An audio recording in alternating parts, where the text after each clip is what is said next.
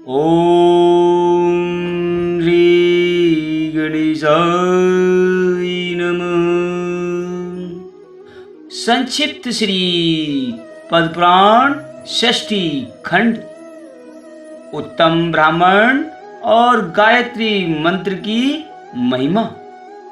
श्री भीष्म जी ने पूछा, हे विप्रवर, मनुष्यों को भी देवत्व, सुख, राज्य, धन, यश, विजय, भोग, आरोग्य, आयु, विद्या, लक्ष्मी, पुत्र, बंधु वर्ग एवं सब प्रकार के मंगल की प्राप्ति कैसे हो सकती है, यह बताने की कृपा कीजिए।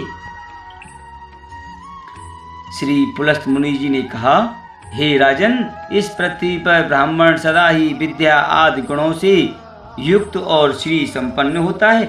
तीनों लोकों और प्रत्येक युग में ब्राह्मण देवता नित्य पवित्र माने गए हैं। ब्राह्मण देवताओं का भी देवता है। संसार में उसके समान दूसरा कोई नहीं है। वह साक्षात धर्म की मूर्ति है और इस पृथ्वी पर सबको मोक्ष प्रदान करने वाला है। ब्राह्मण सब लोगों का गुरु, पूज्य और तीर्थ स्वरूप मनुष्य। ब्रह्मा जी ने उसे सब देवताओं का आश्रय बनाया है। पूर्व काल में नारद जी ने इसी विषय को ब्रह्मा जी से इस प्रकार पूछा था, हे ब्राह्मण, किसकी पूजा करने पर भगवान लक्ष्मीपति प्रसन्न होते हैं? ब्रह्मा जी बोले, जिस पर ब्राह्मण प्रसन्न होते हैं उस पर भगवान श्री विष्णु भी प्रसन्न हो जाते हैं। अतः ब्राह्मण की सेवा करने वाला मनुष्य पर ब्रह्म परमात्मा को प्राप्त होता है। ब्राह्मण के शरीर में सदा ही श्री विष्णु का निवास है। जो दान, मान और सेवा आदि के द्वारा प्रतिदिन ब्राह्मणों की पूजा करता है, उसके द्वारा मानो शास्त्रीय विधि के अनुसार उत्तम दक्षिणा से युक्त 100 यज्ञों का अनुष्ठान हो जाता है। जिसके घर पर आया हुआ विद्वान ब्राह्मण निराश नहीं लौटता, उसके संपूर्ण पापों का नाश हो जाता है तथा वह अक्षय स्वर्ग को प्राप्त होता है। पवित्र देश काल में सुपात्र ब्राह्मण को जो धन दान दिया जाता है उसे अक्षय जानना चाहिए। वह जन्म जन्मांतरों में भी फल देता रहता है। ब्राह्मणों की पूजा करने वाला मनुष्य कभी दर्द, दुखी और रोगी नहीं होता। जिस घर के आंगन ब्राह्मणों की चरण धूलि पड़ने से पवित्र एवं शुद्ध होते रहते हैं, वे पुण्य क्षेत्र के समान हैं। उन्हें यज्ञ कर्म के लिए श्रेष्ठ माना गया है। हे भीष्म, पूर्व काल में ब्रह्मा जी के मुख से पहले ब्राह्मण का प्रादुर्भाव हुआ। फिर उसी मुख से जगत की सृष्टि और पालन के हेतु भूत वेद प्रकट हुए। अतः विधाता ने समस्त लोगों की पूजा ग्रहण करने के लिए और समस्त यज्ञों के अनुष्ठान के लिए ब्राह्मण के ही मुख में वेदों को समर्पित किया। पितृयज्ञ, श्राद्ध, तर्पण, विवाह, अग्निहोत्र, शांति कर्म तथा सब प्रकार के मांगलिक कार्यों में ब्राह्मण सदा उत्तम मानी गई। ब्राह्मण के ही मुख से देवता हव्य का और पितर कव्य का उपभोग करते हैं। ब्राह्मण के बिना दान और होम, बलि सब निष्फल होते हैं। जहाँ ब्राह्मणों को भोजन नहीं दिया जाता वहाँ असुर, प्रेत, दैत्य और राक्षस भोजन करते हैं। अतः दान, होम आदि में ब्राह्मण को बुलाकर उन्हीं से सब कर्म कराना चाहिए।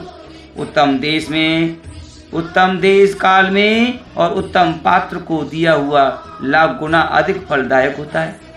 दिया हुआ दान लाख गुना अधिक फलदायक होता है। ब्राह्मण को देखकर श्रद्धा पूर्वक उसको प्रणाम करना चाहिए। उसके आशीर्वाद से मनुष्य की आयु बढ़ती है, वह चिरंजीवी होता है। ब्राह्मण को देखकर उसे प्रणाम न करने से, ब्राह्मण के साथ द्वेष रखने से तथा उसके प्रति अश्रद्धा रखने से मनुष्यों की आयु क्षीण होती है। उनके धन ऐश्वर्य का नाश होता है तथा परलोक में उनकी दुर्गति होती है। ब्राह्मण का पूजन करने से आयु, यश, विद्या और धन की वृद्धि होती है तथा मनुष्य श्रेष्ठ दशा को प्राप्त होता है। इसमें तनिक भी संदेह नहीं है। जिन घरों में ब्राह्मण के चरणोदक से कीच नहीं होती, जहाँ वेद और शास्त्रों की ध्वनि नहीं सुनाई देती, जो यज्ञ तर्पण और ब्राह्मणों के आशीर्वाद से वंचित रहते हैं, वे शमशान के समान ही। नारद जी ने पूछा, हे पिताजी, कौन ब्राह्मण अत्यंत पूजनीय है? ब्राह्मण और गुरु के लक्षण का यथावत वर्णन कीजिए। ब्रह्मा जी ने कहा, हे वत्स, श्रोत्रिय और सदाचारी, ब्राह्मण की नित्य पूजा करनी चाहिए। जो उत्तम व्रत का पालन करने वाला और पापों से मुक्त है, वह मनुष्य तीर्थ स्वरूप है। उत्तम श्रोत्रिय कुल में उत्पन्न होकर भी जो वैदिक कर्मों का अनुष्ठान नहीं करता, वह पूजित नहीं होता, तथा असत क्षेत्र मात्र कुल में जन्म लेकर भी जो वेदानुकूल कर्म करता है, वह पूजा के योग्य है। जैसे महर्षि वेदव्यास और ऋष्य श्रृंग विश्वामित्र यद्यपि क्षत्रिय कुल में उत्पन्न है, तथापि अपने सत्कर्मों के कारण वे मेरे समान। इसलिए हे बेटा, तुम पृथ्वी के तीर्थ स्वरूप श्रोत्रिय आदि ब्राह्मणों के लक्षण सुनो। इनके सुनने से सब पापों का नाश होता है। ब्राह्मण के बालक को जन्म से ब्राह्मण समझना चाहिए। संस्कारों से उसकी द्विज संज्ञा होती है, तथा विद्या पढ़ने से वह विप्र नाम धारण करता है। इस प्रकार जन्म, संस्कार और विद्या, इन तीनों से युक्त होना श्रोत्रिय का लक्षण है। जो विद्या, मंत्र तथा वेदों से युक्त होकर तीर्थ स्नान आदि के कारण और भी पवित्र हो गया है, वह ब्राह्मण परम पूजनीय माना गया है।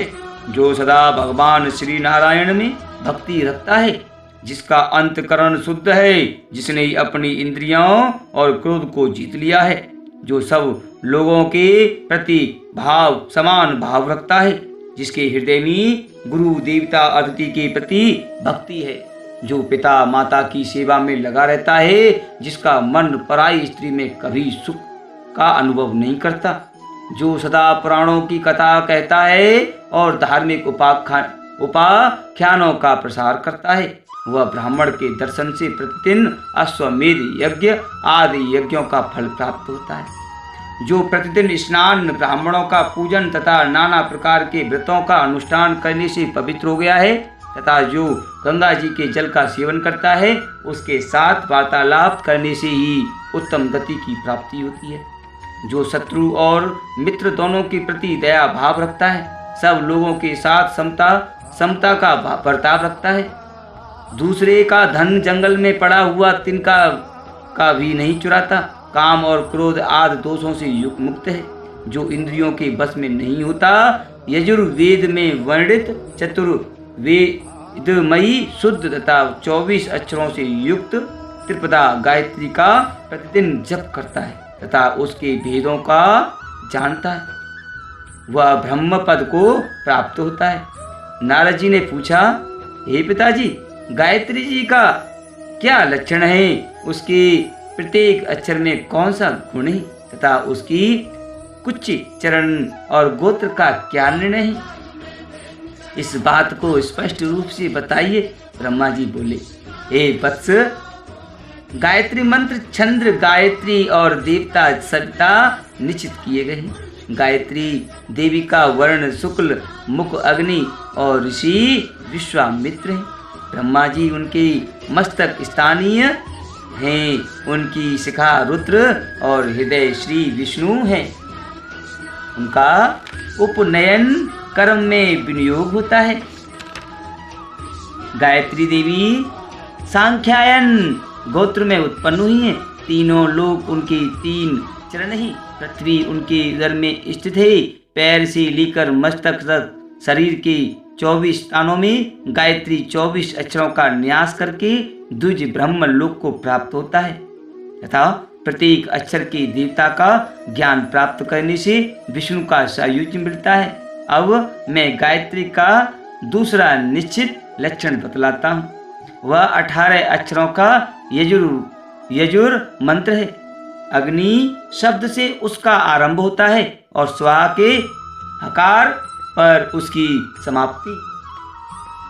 जल में खड़ा होकर इस मंत्र का 100 बार जप करना चाहिए। इससे करोड़ों पातक और उत्पातक नष्ट हो जाते हैं तथा जप करने वाले पुरुष ब्रह्म हत्या आदि पापों से मुक्त होकर मेरे लोक को प्राप्त होते हैं। वह मंत्र इस प्रकार है। ओम अग्निर्वाक्यूपुषि यजुर्वेदेन जुष्टा सोमम् इव स्वाहा। इसी प्रकार विष्णु मंत्र, माहेश्वर महामंत्र, देवी मंत्र, सूर्य मंत्र, गणेश मंत्र तथा अनन्याय देवताओं के मंत्रों का जप करने से भी मनुष्य पाप रहित होकर उत्तम गति को पाता है।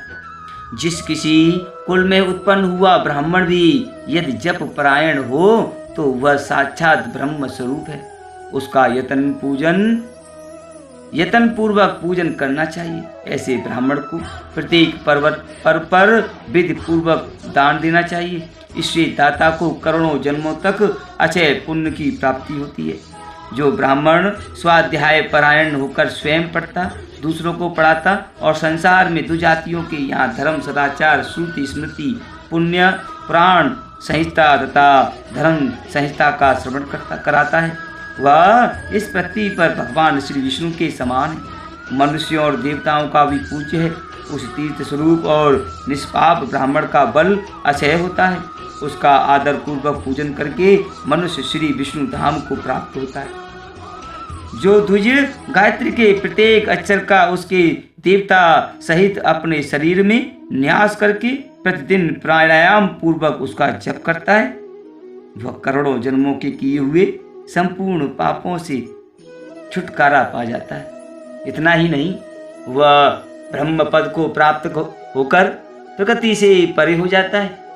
इसलिए हे नारद, तुम प्राणायाम सहित गायत्री का जप करो। नारद जी ने पूछा, हे परब्रह्म परमेश्वर पिताजी, प्राणायाम का क्या स्वरूप है? गायत्री के प्रत्येक अक्षर के देवता कौन कौन हैं तथा शरीर के किन किन अवयवों में उनका न्यास किया जाता है? हे तात परब्रह्म, इन सभी बातों का क्रमशः वर्णन कीजिए। ब्रह्मा जी बोले, प्रत्येक देहधारी के गुदा देश में अपान और हृदय में प्राण रहता है। इसलिए गुदा को संकुचित करके पूरक क्रिया के द्वारा अपान वायु को प्राण वायु के साथ संयुक्त करे। तत्पश्चात वायु को रोककर कुंभक करे और उसके बाद रेचक की क्रिया द्वारा वायु को बाहर निकाले। पूरक आदि प्रत्येक क्रिया के साथ 3 बार प्राणायाम मंत्र का जप करना चाहिए। तुझको 3 प्राणायाम करके गायत्री का जप करना उचित है। इस प्रकार जो जप करता है उसके महापातकों की राशि भस्म हो जाती है तथा दूसरी पातक भी एक ही बार के मंत्रोच्चारण से नष्ट हो जाती है। जो प्रत्येक वर्ण के देवता का ज्ञान प्राप्त करके अपने शरीर में उसका न्यास करता है, वह ब्रह्म भाव को प्राप्त होता है। उसे मिलने वाले फल का वर्णन नहीं किया जा सकता। हे बेटा, प्रत्येक अक्षर के जो देवता हैं उनका वर्णन करता हूँ, सुनो। इन अक्षरों का जप करने से द्विज को फिर जन्म नहीं लेना पड़ता।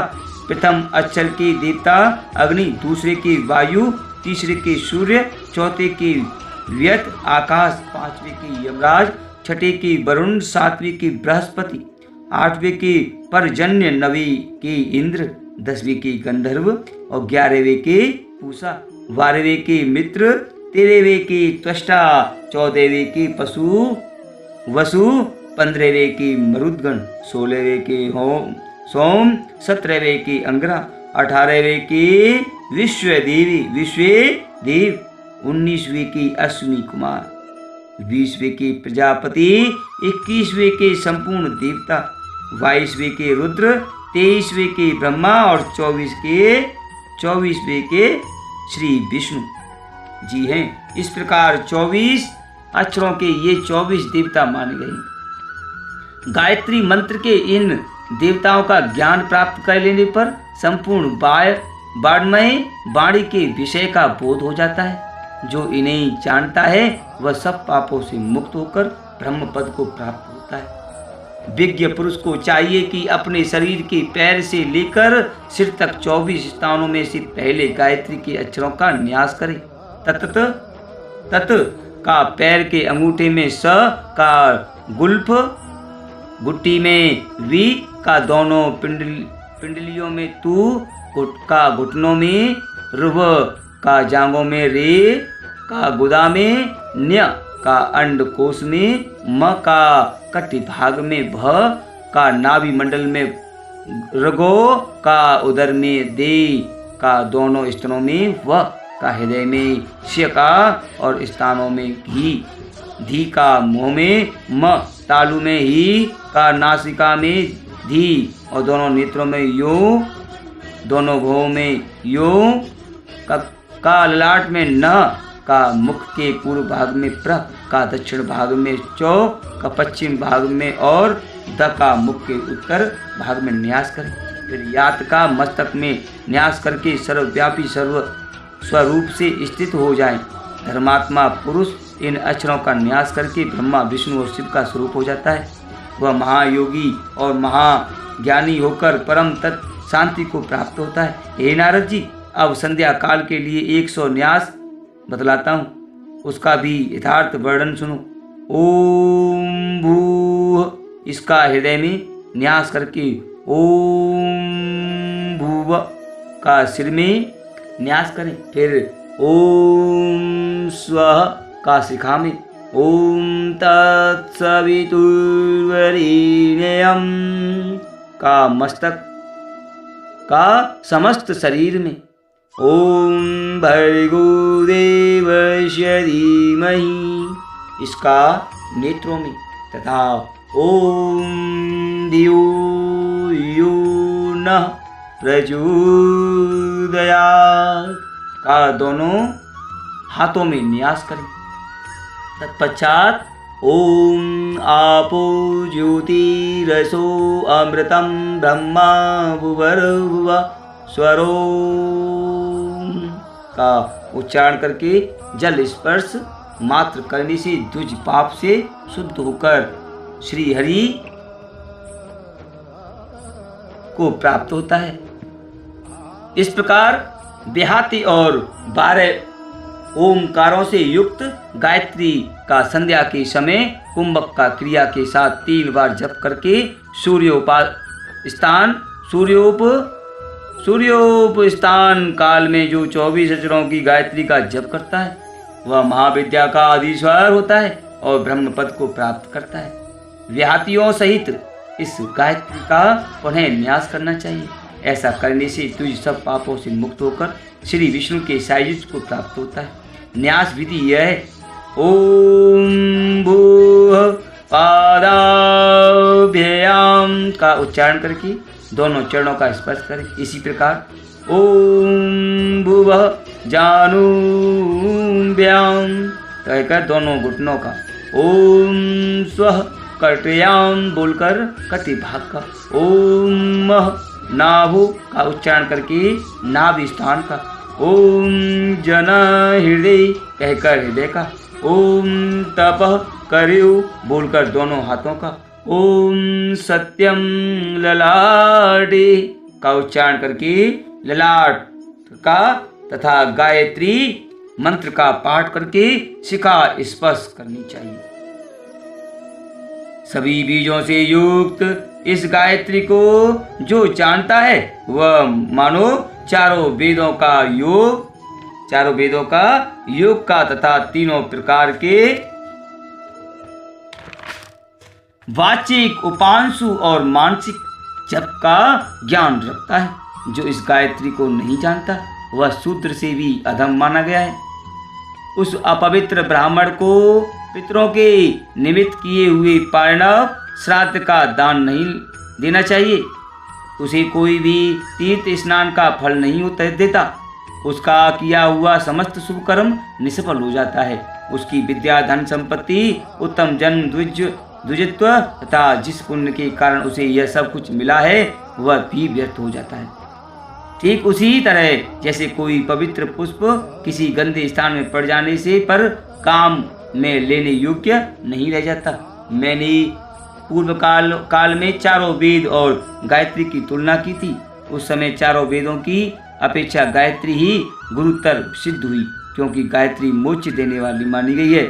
गायत्री 10 बार जपने से, वर्तमान जन्म के 100 बार जपने से, पिछले जन्म की तथा 1000 बार जपने से 3 युगों के पाप नष्ट कर देती है। जो सवेरे और शाम को रुद्राक्ष की माला पर गायत्री का जप करता है वो निसंदेह चारों वेदों का फल प्राप्त हो करता है। जो द्विज 1 वर्ष तक तीनों समय गायत्री का जप करता है उसके करोड़ों जन्मों के उपार्जित पाप नष्ट हो जाते हैं। गायत्री के उच्चारण से पाप राशि से छुटकारा मिल जाता है, मनुष्य शुद्ध हो जाता है तथा जो द्विज श्रेष्ठ प्रतिदिन गायत्री का जप करता है उसे स्वर्ग और मोक्ष दोनों प्राप्त होते हैं। जो नित्य प्रति वासुदेव मंत्र का जप और भगवान श्री विष्णु के चरणों में प्रणाम करता है वह मोक्ष का अधिकारी होता है। जिसके मुख में भगवान वासुदेव के स्रोत और उसकी उत्तम कथा रहती है उसके शरीर में पाप का लेश मात्र भी नहीं रहता। वेद शास्त्रों का अवगाहन करने, उनके विचार में संलग्न रहने से गंगा स्नान के समान फल होता है। लोक में धार्मिक ग्रंथों का पाठ करने वाले मनुष्यों को करोड़ों यज्ञों का फल मिलता है। हे नारद जी, मुझ में ब्राह्मणों के गुणों का पूरा वर्णन करने की शक्ति नहीं है। ब्राह्मण के सिवा दूसरा कौन देहधारी है जो विश्व स्वरूप हो जो विश्व स्वरूप हो। ब्राह्मण श्री हरि का मूर्तिमान विग्रह है। उसके पाप से विनाश होता है, उसके पाप से विनाश होता है और वरदान से आयु, विद्या, यश, धन तथा सब प्रकार की संपत्तियां प्राप्त होती हैं। ब्राह्मणों के ही प्रसाद से भगवान श्री विष्णु सदा ब्रह्मण्य कहलाते हैं। जो ब्राह्मणों के प्रति अनुराग रखने वाले हैं, देव हैं और गौ और ब्राह्मणों के अधिकारी हैं तथा संसार की भलाई करने वाले हैं। उन गोविंद श्री कृष्ण को बारंबार मेरा बारंबार प्रणाम है, बारंबार नमस्कार है। जो सदा इस मंत्र से श्री हरि का पूजन करता है उसके ऊपर भगवान श्री हरि प्रसन्न होते हैं तथा वह श्री विष्णु का सायुज्य प्राप्त करता है।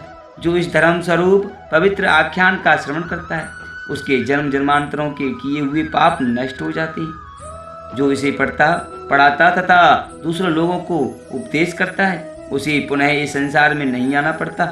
वह इस लोक में धन धान्य या राजोचित भोग, आरोग्य, उत्तम पुत्र तथा शुभ कीर्ति प्राप्त करता है।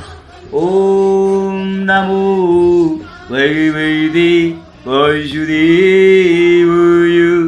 ओम नमो नारायणाय नमः।